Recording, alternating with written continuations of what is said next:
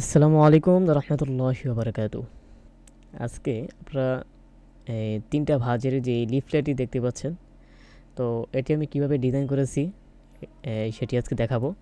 তো আপনারা চাইলে এখানে যে কোনো কবিতা, গজল অথবা যে কোনো কিছু লিখে ছাত্রদের জন্য তৈরি করতে পারেন, তারা সহজে শিখতে পারে। তো এটা আমি এমএস ওয়ার্ডের কাজটা করেছি সর্বপ্রথম। তো এটার যেই ফরম্যাটটা আছে, এই যে স্যাম্পল যে ডিজাইন ফাইলটা আছে, এটা আমি লিঙ্কটা আমি দিয়ে দেবো। এখানে তিনটা প্যারাগ্রাফ নেওয়া হয়েছে, আমি দেখাচ্ছি এখান থেকে লেআউট থেকে। এই কলাম, এখানে 3 কলাম নেওয়া হয়েছে, যদিও এখানে শো হচ্ছে না। এখানে প্রথমে আমি পেজটা নিয়েছি এখান থেকে, এই যে এইটা ল্যান্ডস্কেপ। ল্যান্ডস্কেপ থেকে আমি এখান থেকে তারপরে A4 সাইজটা নিয়েছি, তারপর এখান থেকে 3 কলাম নিয়েছি। একটা, দুইটা, তিনটা কলাম হয়েছে। এই পাশের মধ্যে আমি ডিজাইন করেছি, আর এখানে দিয়েছি এটা হচ্ছে সামনের সাইড,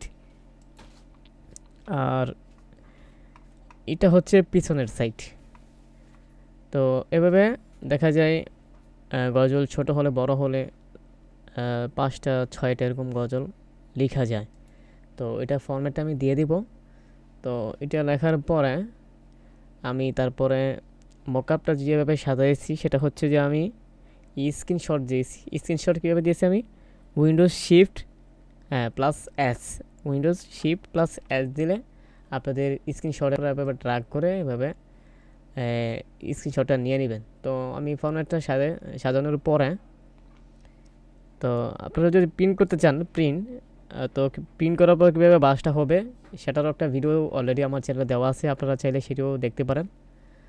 তো এখান থেকে এই যে প্রিন্ট, আমার যদিও এখনও প্রিন্টটা লাগানো নাই, তো এখান থেকে প্রিন্ট দিলে প্রথমে দিবেন 1 পিস। এই যে প্রিন্ট কারেন্ট পেজ দেওয়ার পরে যখন এটা বের হওয়ার পরে এই পেজটাই উল্টিয়ে আবার দিতে হবে।